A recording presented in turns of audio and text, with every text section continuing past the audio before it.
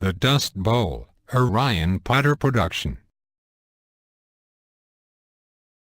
The Dust Bowl occurred in the 1930s during a time when farmers in the Midwest were struggling to keep their families afloat. This is a map that shows the area that was most affected by the Dust Bowl.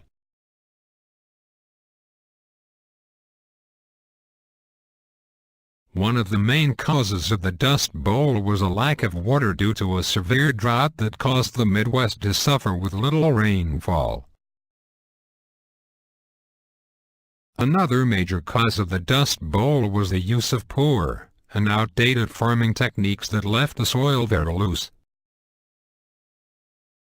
These dust storms were also known as black blizzards because they would turn an ordinary sunny day into a very dark and dismal day. These black blizzards would form by wind picking up loose topsoil from the ground and turn it into a wall of dust that would bury just about anything. In 1932, there were a reported amount of 14 dust storms that occurred across the United States.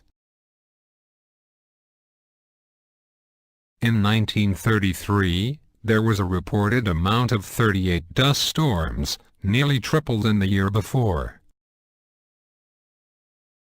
The worst of these dust storms occurred on April 14, 1935. This day became known as Black Sunday. April 14, 1935, the Black Sunday dust storm rolled across the Central Plains. The day began with bright sunshine, calm winds, and plenty of spring warmth. Area residents were outdoors enjoying a break from the burden of the relentless dust. However, it would be short-lived when the calm was soon replaced with the violence of the worst duster of the Dust Bowl drought. Reports of the storm indicated that the cold air from the norther struck first, with a wall of dust following soon thereafter. Temperatures dropped 40 degrees along the front before the dust hit. It turned afternoon brightness immediately to midnight darkness and absolutely zero visibility. It was utterly dark and impossible to see without a searchlight for at least 15 minutes. To locals, the cloud appeared to roll as it approached.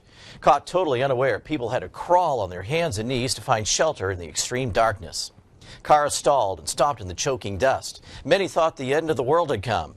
The Black Sunday storm marked the turning point in the federal government's recognition of the soil erosion occurring in the region. The dust eventually spread to the nation's capital, where congressmen were horrified at the fine powdery sand choking their throats. The Dust Bowl caused millions of people to have to move to other places due to not having any work or homes. Many of these people migrated to California looking for farm work.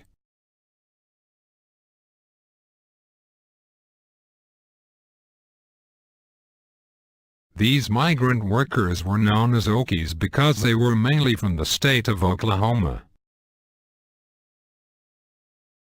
Okies faced trouble traveling to California because they mostly traveled by train, in freight cars, and the railroad companies did not like that, and hired bulls to force them off the trains.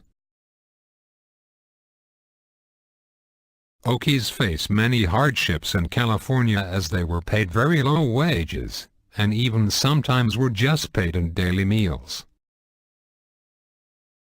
Okies were very unhappy because they were poverty-stricken and they barely made enough to survive.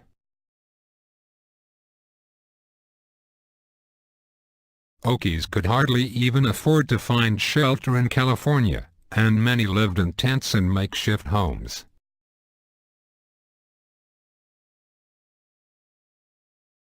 The migrant workers were often used for great literature as well.